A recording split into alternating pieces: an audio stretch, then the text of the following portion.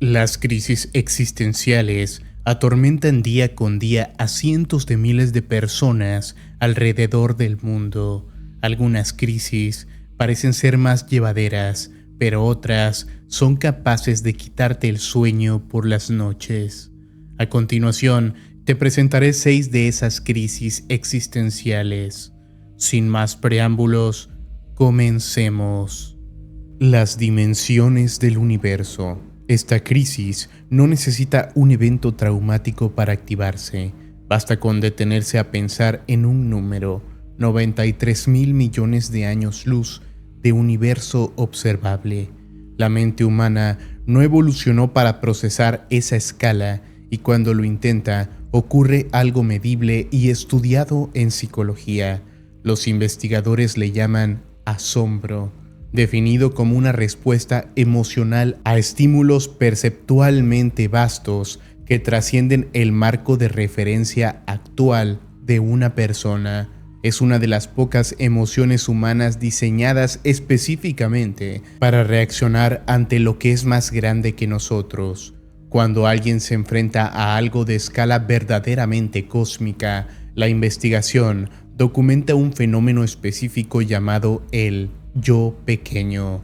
Tiene dos componentes: la autodisminución, sentirse más pequeño en comparación con algo más grande, y la vastedad frente al yo. Literalmente, en estudios de laboratorio, a las personas que se les pide dibujarse a sí mismas después de experimentar asombro, dibujan una versión más pequeña de sí mismas como la única forma de representar un mundo que se sintió más grande. Existe un caso real documentado de esta crisis llevada al extremo: el efecto de perspectiva general, un término acuñado en 1987 por el filósofo espacial Frank White para describir lo que experimentan los astronautas al ver la Tierra desde el espacio. Se define como un cambio cognitivo caracterizado como un estado de asombro con cualidades de autotrascendencia, provocado por un estímulo visual prácticamente impactante. Lo que ven, en sus propias palabras documentadas, es la realidad de que la Tierra está en el espacio, una bola diminuta y frágil de vida, colgando en el vacío, protegida y alimentada por una atmósfera delgada como el papel, y las consecuencias psicológicas son consistentes entre astronautas.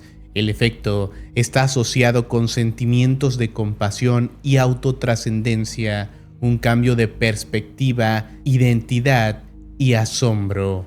Los océanos inexplorados. Según la NOAA, la Agencia Oceánica y Atmosférica de Estados Unidos, los exploradores han visto físicamente menos del 0.001% del fondo marino profundo. Puesto en palabras documentadas, el 66% del planeta es océano profundo, y el 99.999% de ese océano es completamente desconocido para nosotros. Existe un miedo clínico específico para esto: la talasofobia, definida como el miedo persistente e intenso a cuerpos de agua profundos como el océano, los mares o los lagos. Y aquí está el dato que hace este miedo distinto. No es un miedo simple, sino la combinación de dos mecanismos psicológicos a la vez. Como lo explican los investigadores, lo que hace única a la talasofobia es que combina tanto el miedo a lo desconocido como la pérdida del control. El océano es impredecible, profundo y en gran parte inexplorado. Sufrir de desrealización y despersonalización. La despersonalización es la experiencia de irrealidad, desapego o de ser un observador externo con respecto a los propios pensamientos, sentimientos, sensaciones, cuerpo o acciones, incluyendo alteraciones perceptuales, un sentido distorsionado del tiempo y un yo irreal o ausente. La desrealización es la experiencia de irrealidad o desapego con respecto al entorno, donde individuos u objetos se experimentan como irreales, oníricos, brumosos, sin vida o visualmente distorsionados. Hay un detalle clínico crucial que distingue esto de un episodio psicótico. Durante estas experiencias, la capacidad de distinguir la realidad se mantiene intacta. La persona sabe racionalmente que el mundo es real y que sigue siendo ella misma. El problema es que no lo siente así. Esto no aparece de la nada. La evidencia clínica apunta consistentemente a una causa. Generalmente es causado por estrés severo y trauma, frecuentemente experimentado durante la infancia, y puede empeorar con estrés repentino o el uso de sustancias recreativas. La desrealización y la despersonalización no solo son fallas aleatorias del cerebro, son en la mayoría de los casos documentados un mecanismo de protección, la mente distanciándose de una realidad que, en algún momento, fue demasiado para procesar directamente. Experiencias psicodélicas. Estas experiencias llegan porque alguien voluntariamente ingiere una sustancia que desmantela temporalmente la sensación de ser un yo separado del mundo. El fenómeno central se llama disolución del ego. La investigación académica lo describe con precisión. Los sujetos psicodélicos frecuentemente reportan que su sentido de ser un yo distinto del resto del mundo, de afuera, se debilita, se altera o se abole por completo durante la intoxicación. La ciencia moderna, liderada durante décadas por el investigador Ronald Griffith, ha documentado que estas experiencias frecuentemente producen lo que se llama una experiencia mística, medida con un cuestionario científico validado que incluye un sentido de interconexión con la totalidad de la realidad y de toda la existencia, la trascendencia de la identidad propia, una experiencia de conciencia pura y una experiencia interna o externa de unidad. Y el efecto en el bienestar es real y medible. En estudios controlados, los sujetos reportan en promedio que sus experiencias con drogas psicodélicas tuvieron un impacto positivo y duradero en su bienestar, y ese impacto se correlacionó directamente con el grado de disolución del ego experimentado. Crecer dentro de una secta. El psiquiatra Robert Jade estudió los programas de reforma del pensamiento del régimen de Mao Zedong y en su libro de 1986 identificó 8 criterios que permiten juzgar si un entorno está ejerciendo control mental o reforma el pensamiento. Estos son el control del ambiente, la manipulación mística, la exigencia de pureza, el culto a la confesión, la ciencia sagrada, el lenguaje cargado y la doctrina por encima de la persona y la disposición sobre la existencia.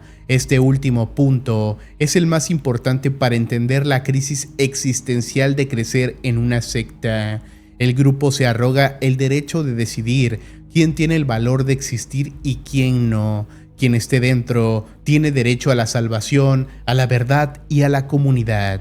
Quien esté fuera queda existencialmente descalificada. Un adulto que se une a un grupo de control extremo tenía antes una identidad formada con la que comparar lo nuevo. Un niño que nace dentro no tiene ese punto de referencia. El grupo no compite con una visión previa del mundo. Es la única visión del mundo que existe. Aquí conecta con el síndrome de trauma religioso, pero con una diferencia de intensidad. Mientras que muchas religiones convencionales dejan espacio para la duda dentro de su propio marco, un entorno de control total lo elimina. Salir no es solo cambiar de opinión sobre una creencia, es reconstruir desde cero la capacidad de decidir qué es verdad sin una autoridad externa dictándolo, además de reconstruir una red social entera, porque en esos entornos la familia y los amigos suelen ser exclusivamente miembros del grupo. Hay gente muriendo en este momento.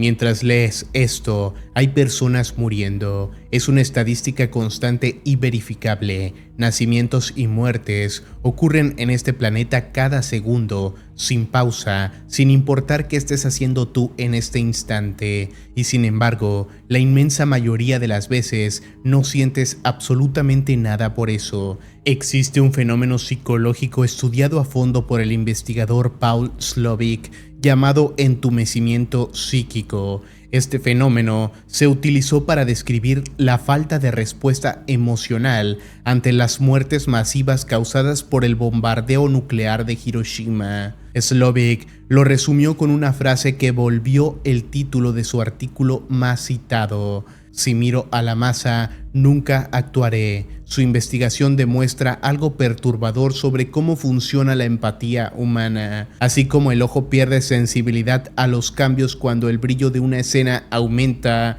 El valor sentido de una vida humana disminuye de forma similar frente a un número creciente de vidas en riesgo. Hay un estudio específico con nombres reales que vuelve esto imposible de ignorar. Investigadores mostraron a un grupo la foto de una niña llamada Rokia y pidieron donaciones para ayudarla. Después, a otro grupo le mostraron la misma foto de Rokia junto con las de un segundo niño llamado Mousa.